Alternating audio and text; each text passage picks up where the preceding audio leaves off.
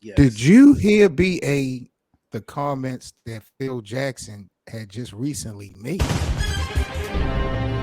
Yeah, I heard it. I didn't jump out the window with it. I didn't really feel racism and all of that. I didn't really feel that from that comment.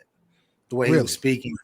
Yeah, I did. I didn't to the fact that the NBA has become political. And then if you want to specifically talk about BLM specifically, that's not really something to really the actual meaning of it means a lot.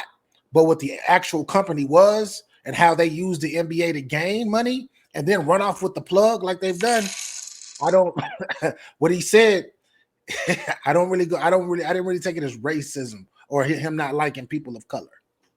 I can respect that.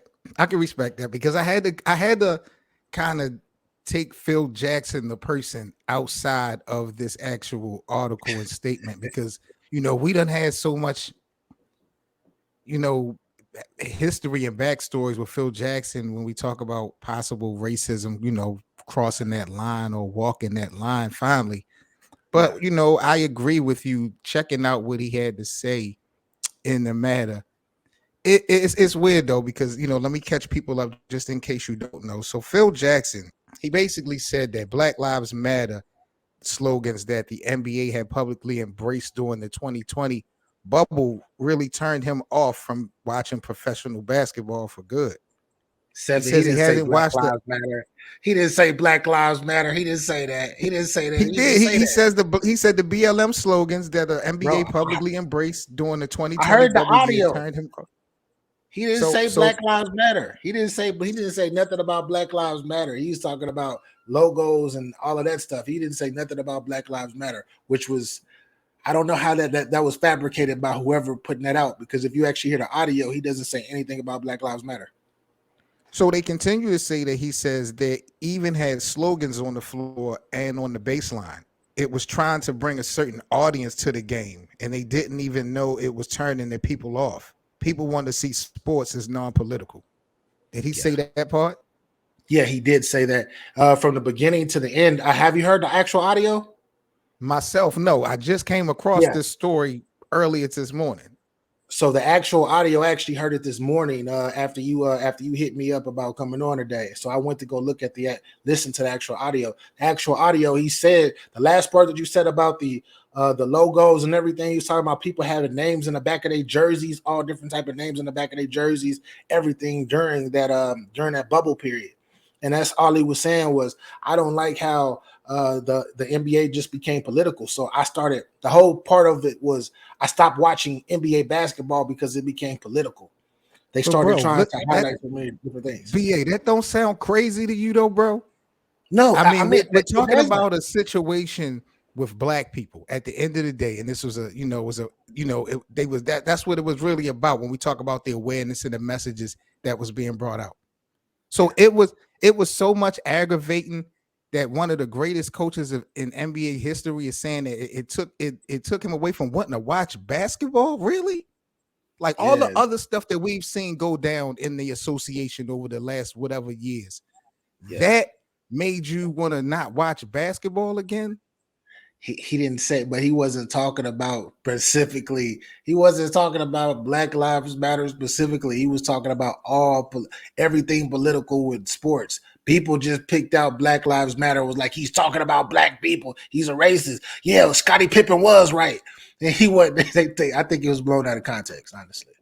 But I, if you if One thing I one thing so I the realized, and I had to go back and do my homework real quick on the fly. You are a fan of Kobe Bryant. You are also a fan of Michael Jordan. So you are going to give Phil Jackson a bunch of passes. I should have realized and recognized that going into this actual yeah, conversation. You feel me? But so explain this to me, BA, because this man said that the slogans, the messages, it was trying to bring a certain audience to the game. What do you think Phil Jackson was talking about when he says a certain audience? he wasn't Black talking. people, right? No, he was not talking about black people because black people are already a part of the game, and black people already watch. They already So watch basketball. what audience was what do you think Phil was referencing Black Lives Matter trying to bring to I, basketball? Honestly, I think that he was getting in his political bag. He was talking about more of the left wing people, and more Okay. of the people that were behind that BLM were the I'm trying to figure out a way to say the alphabet, like the people of the alphabet. I don't want to say like, I don't want to be super sensitive with that, but the people of the alphabet, you feel me? He was talking about that specifically, I believe. Is Phil Jackson a racist? I'm not gonna play no games with you this afternoon here in the best of seven, man. You already know how I'm rocking. I'm just gonna come out with it, man. Is Phil Jackson a racist? No, he's not a racist. Is he does he stereotype like most people do of all different colors, shapes, all of that? Yeah, possibly. But as far as being racist and not liking people of color, I doubt it. I doubt it. He got How too much many money. how many instances or circumstances of stereotypes do you get before you is classified pretty much as a racist? I'm just asking you. I mean, if we're gonna take some type of barometer and gauge, try to measure how many times will it take for someone to repeat this same type of stereotypical behavior for you to classify them as such? How many will it take? If somebody, there is no many times. It will take one time. If I tell you I don't like you because of the way that you look, or the way that your skin tone is, or whatnot, or your ethnicity, then that is, to me, that's what it is. Period. I don't like you because you're this. I haven't heard him say nothing like that, bro.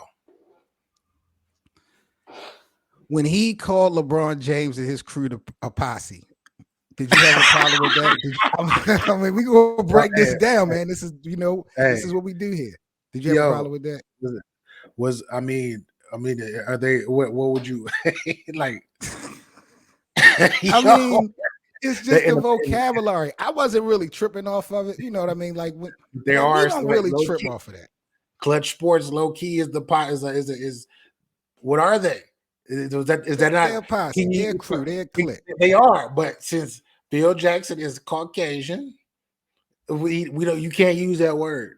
So I get where everybody else was tripping with that. But if you look at it, what he really meant from it, he was talking about Clutch Sports in general. He wasn't just talking about LeBron. He was talking about Clutch Sports taking over and calling shots and running damn near the NBA for real. Well, you really are a Kobe fan. Like, you gonna make sure that Phil Jackson land on his feet in this story, man. I swear, I love it. Well, I'm not defending. What about the Carmelo Anthony experience with Phil Jackson? Did you feel any type of racial connotations in that relationship? I got more. I got more. When I'm ready to rock today, man. Yo, a business relationship is a business relationship. And then if we talk about that New York experience, Phil Jackson was just horrible at his job, which when you are a general manager / president, whatever he was just horrible at that job and just stank it up, which it starts at the top and then it trickles down to the bottom. And that is why Carmelo, it kind of did stain Carmelo's career, but Carmelo made that choice to go there when he could have stayed in Denver. All right. Well, you've pretty much went to Miami.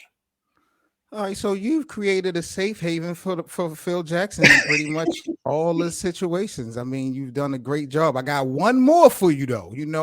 There was a guy who won 6 championships under Phil Jackson's tutelage, came straight out in his book called Phil Jackson a Racist. I'm talking about the one Scottie Pippen. He flat out called Phil Jackson a racist. So that's 4 circumstances and examples that I've given you. You've paved the way for 3 of them. I don't know how, but you've paved the way for 3 of them. But with Scottie Pippen saying it, you still think Scottie Pippen is not. And then guess what? Out of all of them, Scottie Pippen is the only person out of all of them that said Phil Jackson was a racist. He's the only person. He's the only person. The other 3, it wasn't none of them people that came out and say, "Oh, he's a racist." No. And then once again, I'm going off of the context of what I heard from the direct source, which is Scottie Pippen. Scottie Pippen actually spoke about this. Scottie Pippen has some hate in his heart, just the same hate that he had for MJ when he was talking.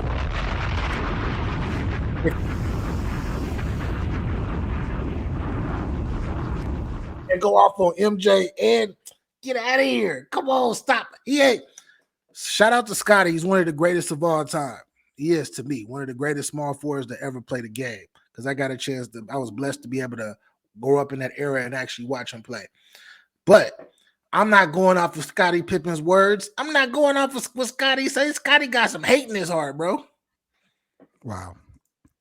Anything to Scottie Pippen can't win for losing. Like, he can't win for losing. Like, all right, man.